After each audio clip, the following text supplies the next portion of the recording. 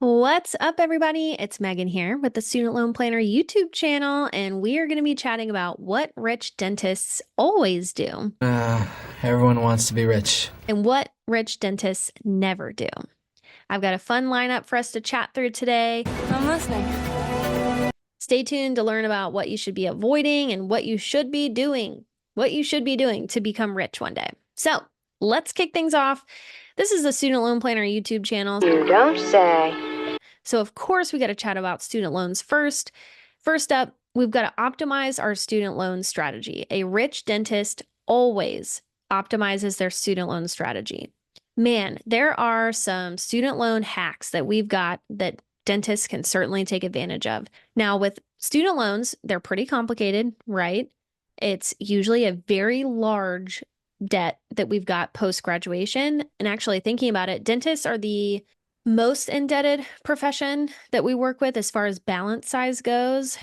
I don't want the reward. That just goes to show that dental school is expensive, especially if you specialize. This is a really key piece of your financial plan, getting the student loan strategy right. So there's really one of two routes we want to take with our student loan plan. We either want to be going towards loan forgiveness, paying as little as possible to maximize how much we can get forgiven later, or we want to be going the other direction, totally different route, but being more aggressive and paying the loans off sooner rather than later. So that might include refinancing, reducing that interest rate. But regardless, there's one of two routes we generally want to go. And the sooner we can decide which route is right for us, the better. We maximize our time, we maximize our money and our efforts and our mentality. I can do this.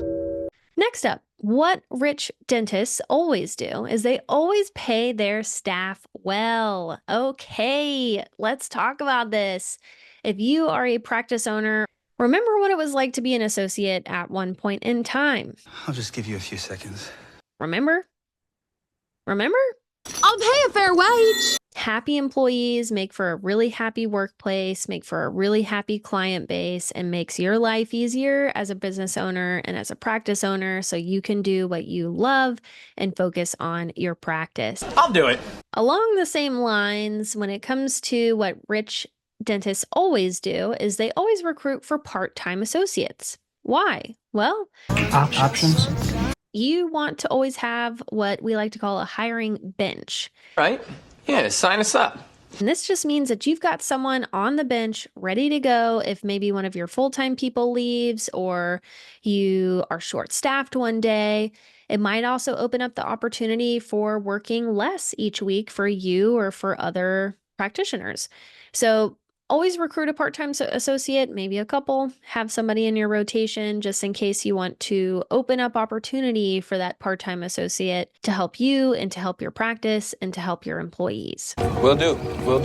Now, what rich dentists always do as well is they offer a 401k plan, Thanks to my investments, I've watched my money grow.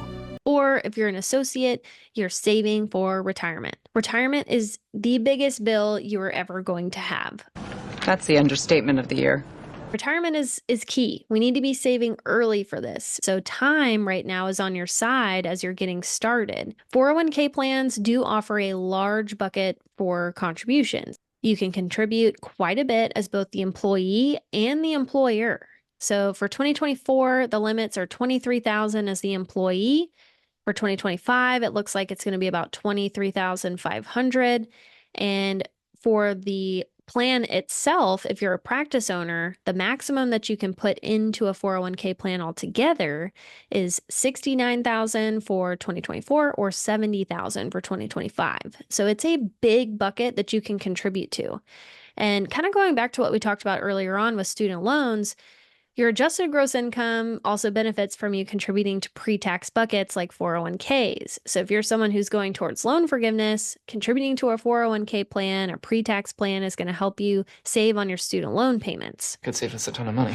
And as a practice owner, it's going to help you save in general on taxes because your taxable income is going to be lower with all that deferred income and any contributions you make to employees' accounts. I like the sound of that. Now, if you're a contractor, 1099 status, you can open up a solo 401k. That is an option. And that could be a really good option to contribute quite a bit towards your own retirement because if you're a 1099, you are both the employee and the employer, technically, of yourself. And so you can make some big contributions to solo 401ks, and they're pretty easy to open and maintain. So shouldn't have an excuse for not saving for retirement. I've got this.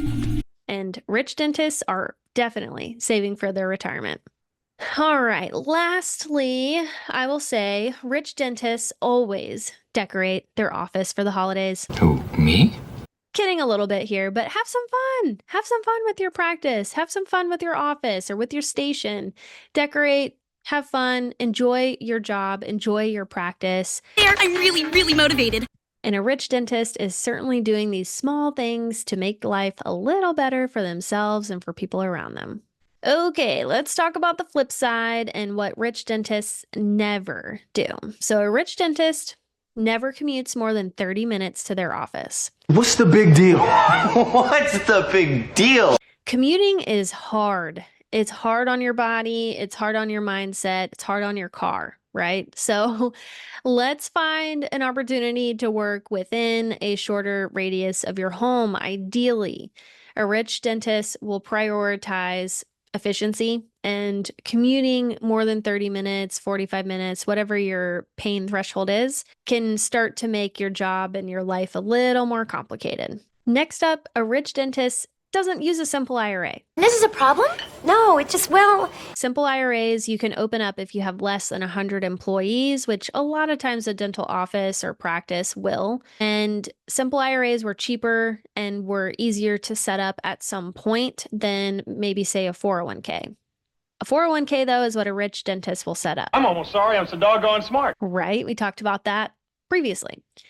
But a simple IRA, why are these maybe not the best thing to open up? What's the big deal?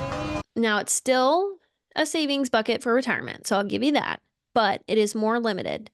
The amount that you can contribute to a simple IRA is about $15,500 for 2024 compared to $23,000 in a 401k. So right off the bat, there's already a really low limit compared to other options available. So that means less saving for your retirement, which is likely not going to be a good thing if you're wanting to live the same standard of living that you do now in your retirement years. You're going to need to save more than $15,500. Piggy bank coming through. So that's one limitation. And another thing that really comes up with simple IRAs is running into the pro rata rule when it comes to wanting to contribute to a Roth IRA. So as a dentist, as a rich dentist, your income is likely not going to allow you to contribute directly to a Roth IRA, or you might be filing taxes separately, which also the IRS then does not allow you to contribute directly to a Roth IRA. So what folks will do is what's called a backdoor Roth. And a backdoor Roth is simply opening up an IRA alongside a Roth IRA, contributing to the IRA where it's not deductible, and converting that into a Roth IRA. That gives you another $7,000 this year to contribute towards retirement, and it's post-tax, so you're never taxed on that money again. Simple IRAs, however, though, cause a tax issue when it comes to conversions into Roth IRAs. Now, what the IRS does, just as an example, to explain this a little bit further, is the IRS, if you're converting money into a Roth IRA, they want to know, hey, what are all your other accounts doing? How many other IRAs do you have? And a simple IRA is what they would look at. So a simple IRA is pre-tax money, and Roth money is post-tax money. They're going to total up how much do you have in pre-tax dollars in all of your IRAs, and how much do you have in post-tax dollars, so the Roth money. And if you're making a conversion into your Roth IRA, they're going to proportionalize how much you're going to have to pay taxes on that conversion, which logically to you might not make sense right now because you're thinking, well, it's not deductible. I already paid taxes on it. If I'm doing a backdoor Roth, I'm converting it into a Roth. So why would I have to pay extra taxes? Well, that's the pro rata rule. The IRS is saying, hey, you can't cherry pick how much you can contribute, or how much you're putting into your Roth.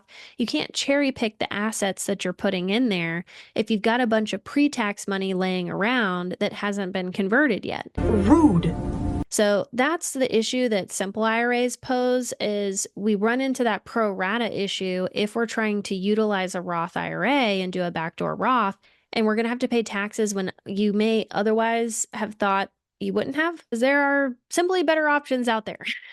Bigger buckets we can contribute to, things that don't cause some of these issues, because a 401k or a solo 401k does not have this pro rata issue. They're not looking at those assets. They're just looking at IRA assets. No time to waste.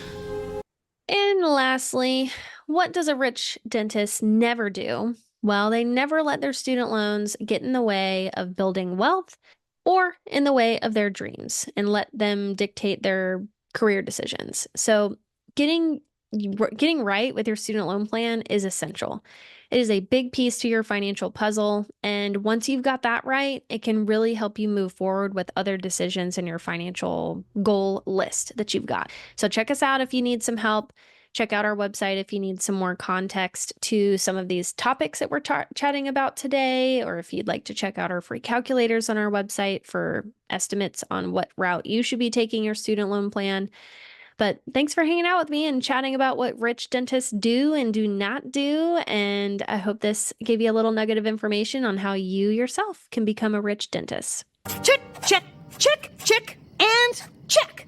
Until next time.